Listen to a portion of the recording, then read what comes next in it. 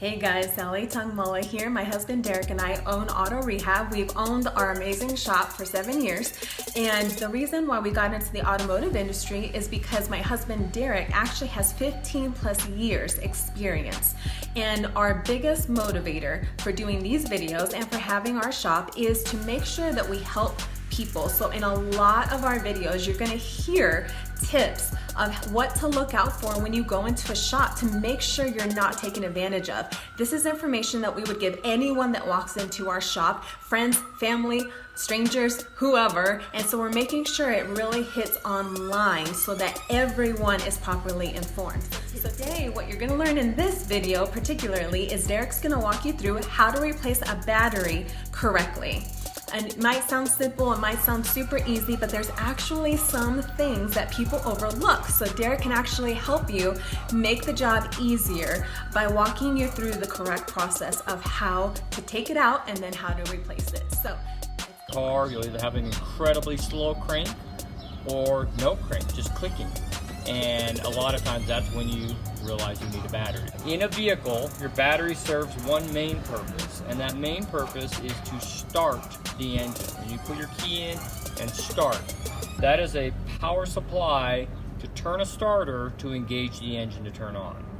Once the engine's on, the alternator, this guy right here, will create a charge to replenish the battery back up and supply voltage for the rest of the vehicle.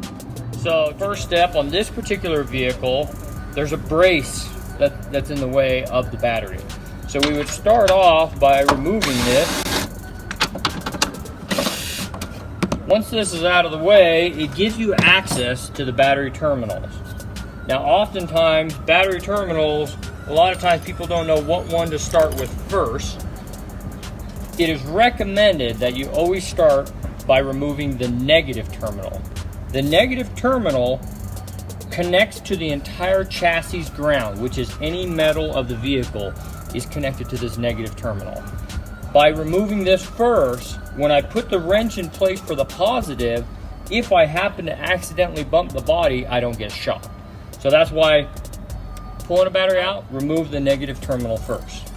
So in pulling a terminal off, sometimes you can see sparks here or not, that's normal. Remove the terminal and make sure it's away that it can't make contact. The most commonly forgotten part when people do a battery is replacing the battery hold down.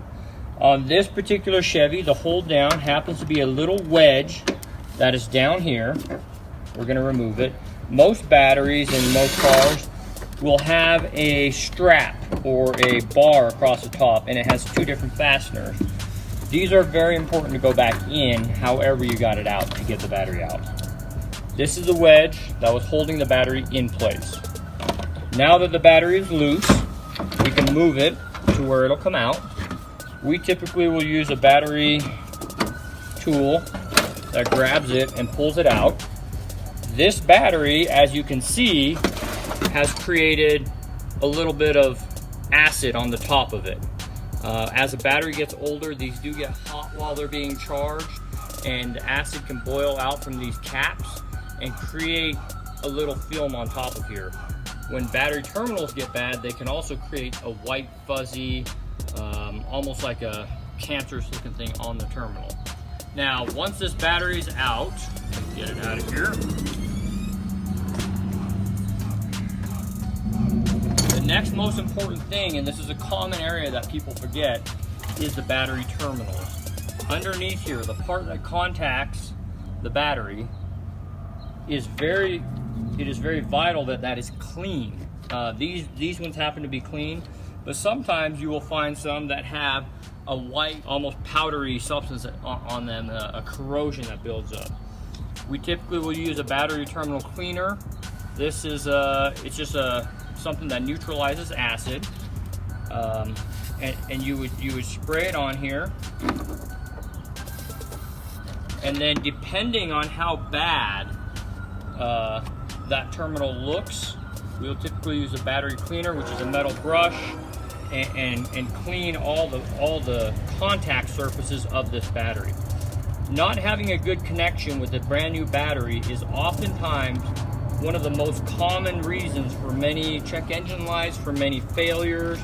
When there's not enough voltage getting to the computers to do what they need to do, they often malfunction. So making sure you have a good clean contact is very important.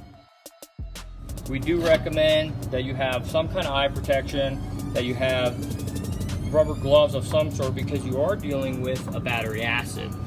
Now, do not let this stuff get on your clothes in regards to the battery itself touching you. Sometimes it doesn't look like acid or feel like acid, but later it can eat holes in your clothing. And then cleaning this off with paper towels, just so that there's none of that cleaner inside there.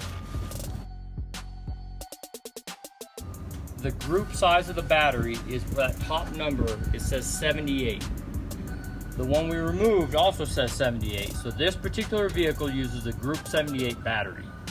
Many vehicles use different batteries, and so just making sure that number one, the battery terminals are on the correct size as the old battery, and number two, that it's the same battery type.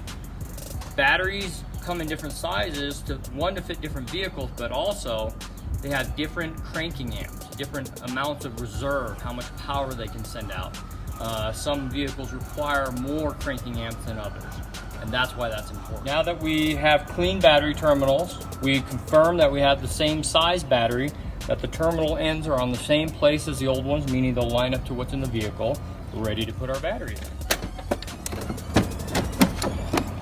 On this particular truck, there's a little folded lip that catches a part of the battery. I have to move it up against it. Now, the battery hold down, the important part that is often forgotten, needs to be placed down here and then tightened. And this is where it's important to start with the positive terminal and then end with the negative. And the purpose is so that you don't have any electric shock or any shorting out to ground. So now that we know the battery holder is tight, the battery doesn't move, we'll remove this plastic cap for the positive terminal, and we will put this clean battery terminal onto the battery and tighten it. When tightening a battery, the cable needs to be tight enough to not move, but not so tight that you strip out the battery or strip out your connectors. Sometimes you'll see small sparks here. That's when the dome light and things that draw power all of a sudden have new power, so they activate. There's a little spark, just the connections happening. And we tighten this up, and there is your battery install. I think I could do that. So the first step after putting a battery in is to fire the vehicle up and to let it just idle. Idling for about 1 to 2 minutes without touching the throttle or touching anything, and just allowing the computer to learn the idle is a very important part in the drivability of your vehicle. After that minute has passed, the computer's learned the idle, and you're good to take it for a test drive.